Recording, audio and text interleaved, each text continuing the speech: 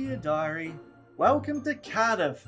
I haven't had too long to get used to the place yet. There are a few social nights here and there, but I like the change in scenery. And it looks like the lads at Cardiff City like the change too, even if they have a funny way of showing it. It looked like I might be in for a tough start here with the fixture list, but the Linfield tactic is working very well with this group. We picked up a draw away at Blackburn in my first game, denied all 3 points by the Chilean legend deep in injury time, and have built off that to beat Reading away and West Brom at home. The latter result was a beauty, getting the better of that other Shaun and the team on top of the table. So, confidence is a bit high going into the end of the month against QPR and Sunderland.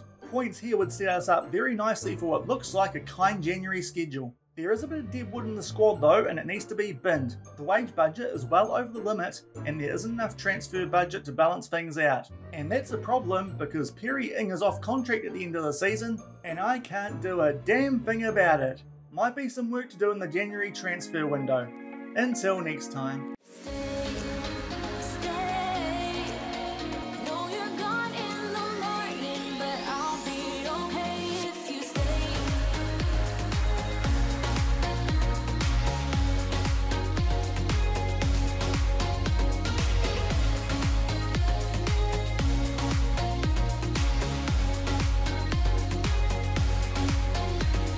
Hello everyone and welcome to episode 37 of FMOE here on Shaun Does FM, the first full episode with Cardiff City in the Championship. And coming up today, we take on both QPR and Sunderland in the league before we do enter the January transfer window. Hopefully have a good idea by the end of this episode on what we might be looking to do come the start of that window. So if you are looking forward to today's episode, we will also have a little bit of a deeper look at our first choice 11 here at Cardiff City. Then do remember to go down below, leave a thumbs up on the video, and if you haven't done so already and are enjoying the series here on the channel, also remember to hit that subscribe button and turn that notification bell on as well.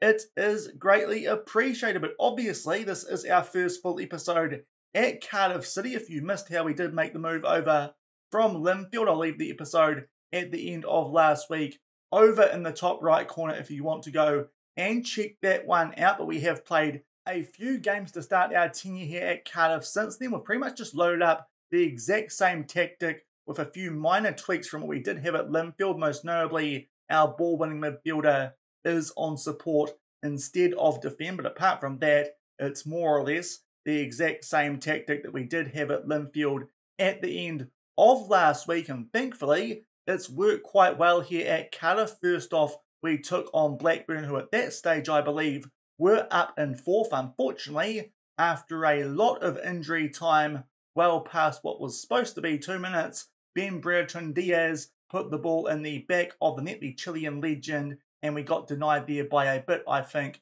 of anti-Welsh refereeing. But off the back of that, it was an encouraging performance, and we picked up wins over Reading. That one slightly more expected off the back of that opening performance against Blackburn, even though it was away from home, and then a very good win against West Brom at home against the team who are top of the table with Shaun Dyche in charge. So an early win there over the other Shaun here in the Championship, and that does mean we've got ourselves away from that relegation zone a little bit more. When we did start here at Cardiff, we were down in 21st place, just above Luton Town, outside of the relegation zone, but those points that we have picked up since we have got here 7 points from our first 3 games, and also they did win their game before we did get appointed as manager as well, has meant we have shifted up to 19th place on the table, and we are now 4 points clear of Luton Town, so still in a bit of a relegation battle. But if we can continue this form that we have found at the start of our tenure here at Cardiff City, hopefully it won't take too long for us to try and make our way into that lower mid-table and hopefully a bit further away from being in a relegation battle and instead in a battle to try and make ourselves one of the better teams outside of the promotion hunt, because I think there's probably a bit too much of a gap for us to try and make up, albeit you never know what could happen here in the Championship. But fair to say, it's been a good start to life here at Cardiff City. Not too unexpected, despite the fact we did have some tough fixtures, because our squad here, as we mentioned when we did get the job at the end of last week, does actually look pretty good, and I think this is what I've settled on to now as our best choice 11 at the moment. Before we do get into that January transfer window, we will usually start McGuinness over Hyde at centre-back alongside Curtis Nelson, so we'll just make that change. But it's a pretty deep-looking squad. As you can see, a lot of players with 3.5-star or 4-star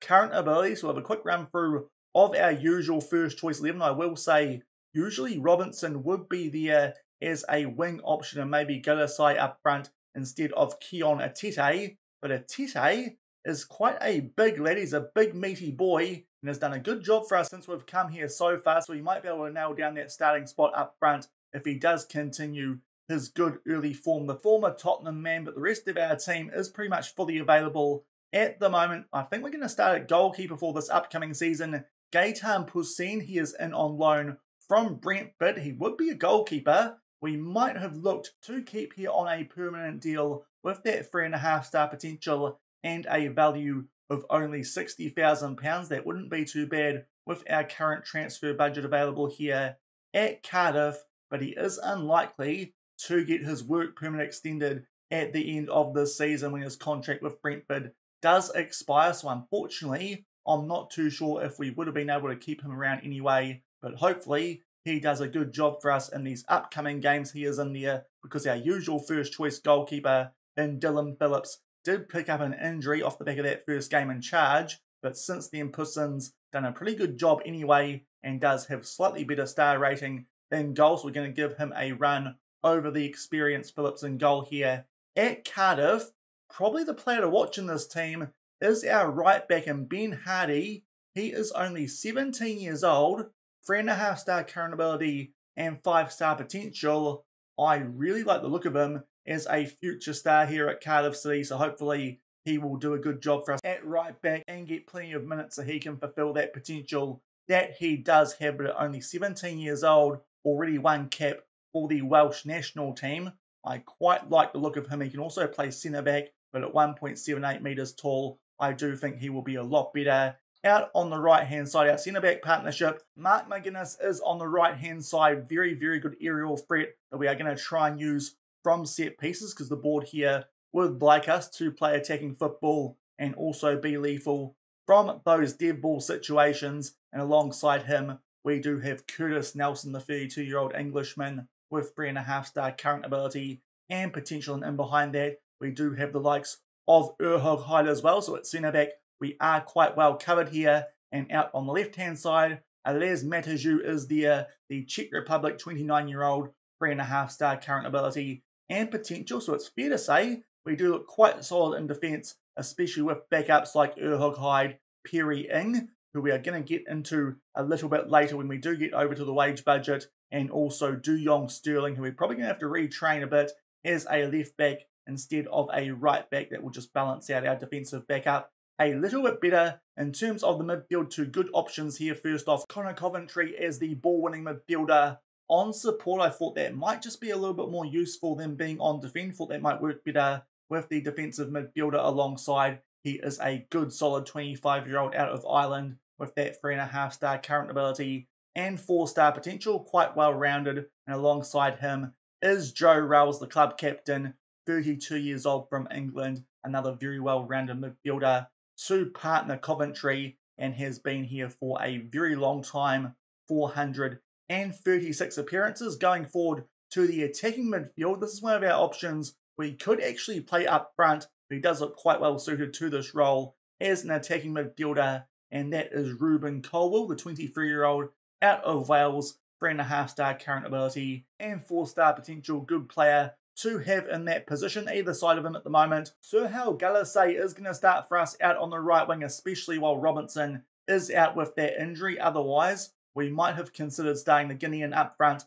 in place of Keon Atete, but he is a good, solid attacking option for us.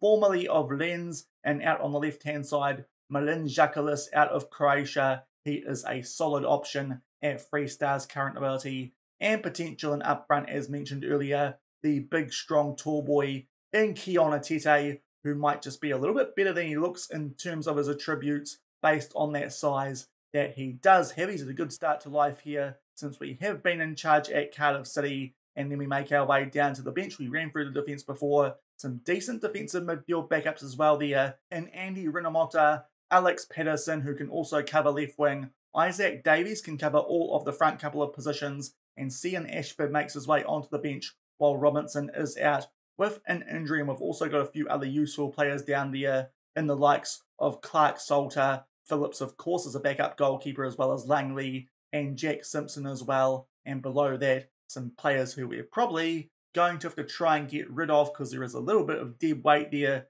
in terms of players who don't have a great deal of potential, and we need to get rid of some of those players because if we go and have a look at the wage budget, it's really far over, and if we try and adjust the transfer budget, it doesn't make a lot of impact. So we definitely need to sell some players before we look at doing anything in this upcoming January transfer window. And the big reason for that is that Perry Ing wants his contract renewed because his expires at the end of this season. Probably the only player in the squad who I would like to keep around who has a contract expiring at the end of this season. But he wants a bit of a wage rise up from 12.5k to around 20k. And with that wage budget being so far over, we can't do that. And that's creating a few issues in terms of the managerial support at the moment. It is abysmal, and that is because 25 of our players agree that he does deserve a new deal. So hopefully we can sort that out before the end of the January transfer window, and that should improve the general club atmosphere. But in terms of the results on the pitch, it has been a good start to life here at Cardiff City, and hopefully that continues in these games that we do have coming up. In today's episode, first off, we travel to Loftus Road to take on QPR, who are missing a few good players for this game, and they are just around the same position as us on the league as well, in 17th, most notably. Yannick Vestergaard is out at the moment with a broken ankle, and also Mario Lemina is suspended. And our last game prior to the January transfer window opening up is against Sunderland. They are a bit higher up on the table in 8th, but off the back of beating the likes of West Brom in our most recent run of fixtures, that could also be a winnable game at home. So it's going to be interesting to see how we do get on in these next couple of games, and hopefully we can keep up an unbeaten start to our time in charge here at Cardiff City and get ourselves a little bit further away from that relegation zone, especially when you do consider January could be a very good month for us. Oxford United down the bottom. We play MK Dons from League One in the FA Cup third round, so hopefully that will be an easy win. Sheffield Wednesday, they are another team we should really be beating in the league. Huddersfield and Stoke, a little bit better, but Huddersfield, again, that should be a game we probably should be winning with them down in 20th, even though it is away from home, and they have Steven Gerrard in charge in the save universe. But it's time for us to hopefully finish off December in a good run of form, and we'll come back shortly from Loftus Road for the first game of today's episode, the first one you guys will see in charge at Cardiff as we take on QPR in the Championship. And here are the team sheets for this first game you guys will see in charge. As you can see, nice graphics in the Championship as well, of course, in Football Manager. There are QPR, and here we come with that lineup that we did run through before. Hopefully, we can pick up all 3 points here at Loftus Road. And 6 minutes into this one, we have an early free kick, which we're going to try and put far post. Keona Tete, the big, tall, strong boy, gets his head on the end of that, but unfortunately, that one goes just over the bar. But there you can already see what he can do up front, lurking at the far post from those set pieces. Now we get the ball here at the 10-minute mark, and Passin makes his way out of the box, goes on a bit of an adventure. We have got our goalkeepers still on defend, and a good chance here for Njakalis from a tight angle, puts that one away. It's a great start here at Loftus Road, and 10 minutes into this one, we grab an early 1-0 lead, and it looks like, hopefully, we're going to pick up off the back of that 3-1 win over top of the table West Brom. Lovely ball, that one from Atete, and Njakalis beats the goalkeeper from a tight angle in off the post to put us 1-0 up. And only a few minutes off the back of that previous goal, we do have another highlight here, a throw-in right on the halfway line in Coventry here. We'll find young Ben Hardy out on the right wing in a little bit of space. He finds Galasay on the edge of the box, tries to put a ball in there for Atete, but he doesn't get on the end of it. Rails here with a long shot, and that forces a decent save there out of the QPR goalkeeper. But these first 15 minutes, we have got off to a very good start. And as you can see, if we hold on to all 3 points here at the moment, we would go above Moneybags Nottingham Forest. If we can hold on to this one, good chance for Galasay far post, but puts that one wide. And we still have a 1-0 lead. And a little break off the back of that most recent flurry of highlights, but now at the 26-minute mark, we have cleared the ball away nicely there. And Colwell starts to get us on the counter-attack. We are playing a fluid counter-attacking style. Good chance that one for a Tete up front. But a decent save there from the QPR goalkeeper. Still keeps it at 1-0. And a few minutes off the back of that previous highlight, we do have another free kick here. Coventry puts this one far post that time. It might have been a Tete or Colwell with the header. It just goes wide. Lots of early dominance, but still only 1-0 up. And that is half time in this clash from Loftus Road. It was a very good first half from us. We are matching our XG thanks to that goal through Jacques with the assist to a Tete, but very happy with the half, albeit those chances that we did see. I would like a cushion goal at some stage during the second half because QPR are still in this one despite the fact they haven't really shown a lot in attack, but very happy with how this is going so far. We'll make no changes just yet. We might need to make a few in the second half because that Sunderland game is only 2 days off the back of this one, but a good first half. We kick off the second with a 1-0 lead. And it's taken around 20 minutes for us to get the first highlight of the second half, a free kick which Nelson gets his head on the end of, but yet again we missed the target there from set piece, and we are still up by a goal to nil coming up into these last 20 minutes, and it might now be time for us to consider making a few substitutions with that Sunderland game. In only 2 days' time, we'll take off Connor Coventry on a 6.5 for Rinamata, and also Sterling can come on for Mateju, and we still have a 1-0 lead with just under 20 minutes left. And just inside the last 10 minutes of this one, still only 1-0 up. Ideally, we could grab a cushion goal in this one, and 3 players are down to red hearts. So Perry Ing will come on for young Ben Hardy. Definitely excited about him. Here at Cardiff City, also Pedersen can come on for Rowles, and young Isaac Davies will come on for Suhail Galasay. And hopefully, we can grab one more goal here to put this to bed inside these last 10 minutes. And just inside the last 5 minutes of this one, and Good here does have a free kick for QPR. They take it short, try and play that one in behind, but thankfully far too much on that one. And Poussin is there to tidy things up for us at the back. He's so far had a good start in goal here at Cardiff City since we have been in charge. Hopefully have not put the curse on him now for these last couple of minutes. It's definitely a game we should pick up all 3 points from, but QPR, only being 1 goal down, could still find a way back into this one. They start to find some space here down that left-hand side, but a good tackle there from Sterling gives us a chance to get on the counter-attack, but Colwell can't quite link up there with a Tete, and now a defensive midfielder will find the striker yet again. Sterling out to Jacques on the left-hand side, puts the ball far post here for Davies. The save there from the goalkeeper. It falls back to Isaac Davies, some bench impact, and he gets his first goal of the season, and we finally get our cushion goal in this one, and hopefully that will wrap up all 3 points here at Loftus Road and just take us a little bit further away from the relegation zone. It might have even been a penalty there for that challenge. I think that would have been on a Tete, but Davies tucks it away at the second time of asking anyway. He has a good stride onside, and that gives us a 2-0 lead. And in fact, a highlight immediately from the restart off the back of that second goal. So maybe QPR still have something to say in this one, but albeit Sterling nearly got in the way of that one. But QPR do keep the ball, and Good will play that one back to Dieng in goal for QPR, and now done. Long ball over the top, but thankfully Poussin is there to tidy things up. It's a shocking ball back into the mixer, but thankfully QPR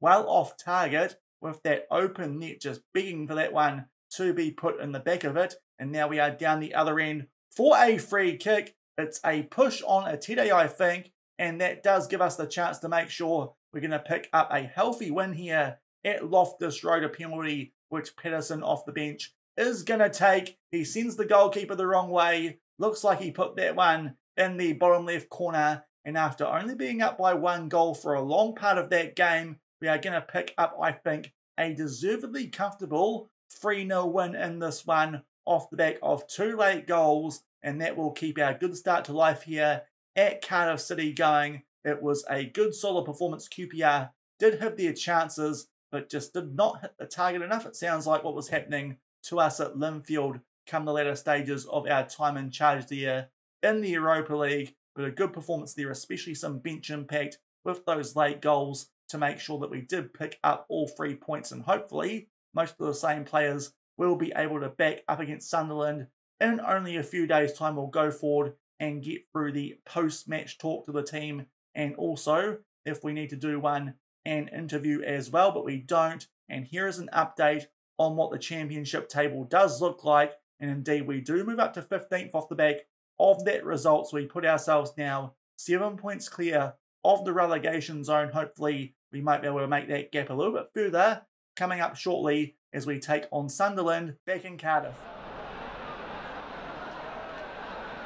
And here are the team sheets for the second game of today's episode. We've got exactly the same squad as we did for the first game. Everyone is ready again off the back of a day of rest in between these two games. And there are Sunderland with their 4-3-3. Doesn't look like too many scary names in that lineup, so hopefully we can pick up some more points at home here and make our way up the table a little bit further. And just over 10 minutes into this one, we get our first highlight. This time it is Sunderland with a corner. Burstow gets his head on the end of that, just puts that one over the bar. The first chance there does go to the Black Cats, but they miss the target there just. But they do have another free kick here not too long off the back of that and are on the attack again. Good chance yet again for Burstow. Thankfully, very good save that from Persin. And Sunderland all of a sudden have burst into life here off the back of the opening 10 minutes.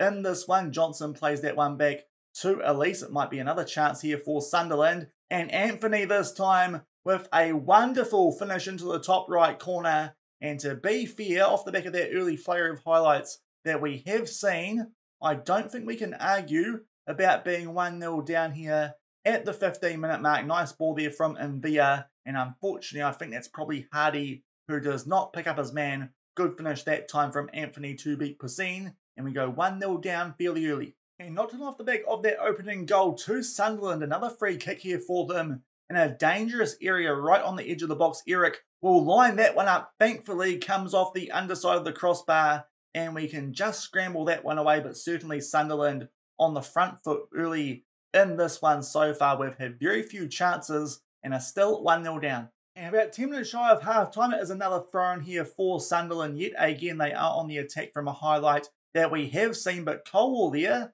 somehow looks like he commits a foul, but does get the ball back for us. We might be a little bit fortunate there, but then gonna say does miss out on possession with a loose first touch, and Burstow gets him behind Nelson there. Bit of a clumsy challenge, but thankfully also did win possession. We try and play a ball over the top there for Atete, but Sunderland do cut that one out. So far, they are looking pretty solid at the back from the highlights that we have seen. Anthony goes down the other end, but thankfully that is a very, very weak shot straight into the path of Persin, and we are still 1-0 down here for around about 10 minutes to go in this first half. And not too long off the back of that previous highlight, back down their end here for a free kick. Ralls tries to put that one in the bottom right corner, but the goalkeeper for Sunderland there does make a decent save, but finally starting to create something in this game. It has taken us a fair while, unfortunately. They deal with the subsequent danger from the corner. But we do get the ball back out there to Ralls on the edge of the box. Coventry will play that one back to Hardy, and that will be that highlight. Still 1-0 down, a few minutes shy of half-time. And that is half-time in this one. That was a pretty average first half from us here at Cardiff City. Probably our worst football so far since I have taken charge of the team. We've had a few chances, but Sunderland had a good little burst there around the 10 to 20 minute mark and did grab a well-deserved goal through Anthony. So we certainly need to make some changes here at halftime. Lundamata can come on for Connor Coventry on a 6.4. Also, Urhokai can come on for McGuinness with a yellow card and a 6.2. And hopefully that just wakes the boys up a little bit, as well as the rev up we are about to give them at halftime. We'll get things back underway. 1-0 down against Sunderland. And only a few minutes into the second half, we get our first highlight, and yet again Sunderland do have a throw-in. Hopefully haven't called them Southampton so far in this game. They are both in the championship. Going to be a bit of hard word association there for me to try and split those two up with fairly similar uniforms. We do get the ball back there thanks to young Ben Hardy, and Mateju will play that one up to Jacques, and back now to Curtis Nelson, up to Rowles, and we try here and take our time to play out from the back as we do finally get a bit of a spell with possession. Now, nice ball over the top there, misjudged by a Sunderland defender. Tete takes that round the goalkeeper, gets a bit of help from the post, and we do grab an equaliser fairly early in the second half, and Keona Tete continues to do quite well for us up front here, despite the fact he's pretty average in terms of his star rating, but he is a big meaty boy, uses a little bit of size there to get him behind his man, bit of strength to shove him off, puts that one away, and we're all square here just shy of the hour mark. And at the hour mark, I think it's time for us to make a few substitutions yet again. There's a few players out there on a red heart. Also, Matejo at left back is struggling a little bit, so Sterling can come on for him. And we might also take off Ruben Colwell, not playing that well today, on a 6.8 and also down to a red heart. In terms of bench options, I think Patterson might be best in that attacking midfield role, and maybe we can kick on here and grab all 3 points with half an hour left. And with 20 minutes left in this one, I think it's time for us to make our last substitution. A few players out there on red hearts. The worst performing of those is Jacquelis out left, was quite good against QPR. Does seem to be struggling a little bit on the backup today. In terms of bench options, Isaac Davies did get a goal off the bench last game. Hopefully can do the same again this time as we look for a winner in these last 20 minutes. And we have entered the last few minutes of this one. Would not be too disappointed with a draw off the back of how average we were in that first half, but we do get a throw in here inside the final third as we just enter injury time in this one. And Tete with a header, they head that one away. Sunderland making an absolute meal of this at the back, but unfortunately Tete can't get a shot off. Davies does commit a foul there as Sunderland do try and clear their lines, and that might have been our chance there to try and grab a winner in the dying stages of this one. As I was saying, not too disappointed in terms of the result when you do consider how bad we were in that first half, but thankfully Tete did grab us an equaliser in that second half off the long ball forward from Urhog Hyde, and we are going to pick up a point here. Not a terrible result against the team who were in 8th going into that game, so it does mean we keep our unbeaten start to life here at Cardiff City going through our first month in charge. And to be fair, most of these guys doing a pretty good job here of making a case for me to keep them around for the rest of this season, as we are about to enter the January transfer window. But that does now mean we are still 7 points clear of the relegation zone on Luton Town and are still in 15th, with not a lot of movement on that final match day of the year here in the Championship, as we pick up a 1-1 draw against Sunderland.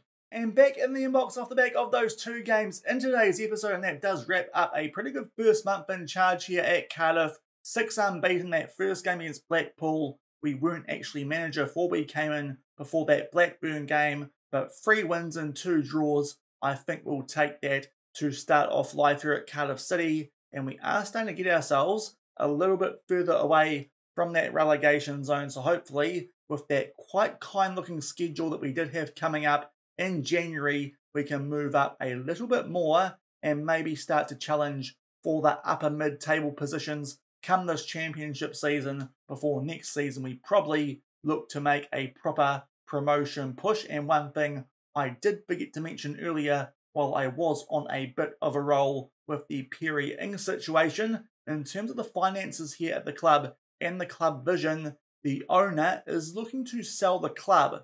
So that could be something which we do also need to keep a bit of an eye on in terms of the finances. That could be a reason he is not putting too much money in the transfer budget and the wage budget at the moment. And also in terms of transfers, we only get 50% of the transfer revenue from the sales which we do make. So we do need to be a bit careful with how we do spend the money here at Cardiff City if we are going to improve the squad. But I think we still probably might need a bit of depth in the future at goalkeeper, especially for next season if we cannot get Pasim back with that work permit situation. And we might also need some backup in the wings and also up front in behind Keona Tete, because at the moment he is really our only starting option with the injuries that we do have, as well as starting Galasay as a right winger. So I think that's what we're going to try and do in this upcoming transfer window, a little bit of extra depth, especially up front, and maybe try and get someone to come in next season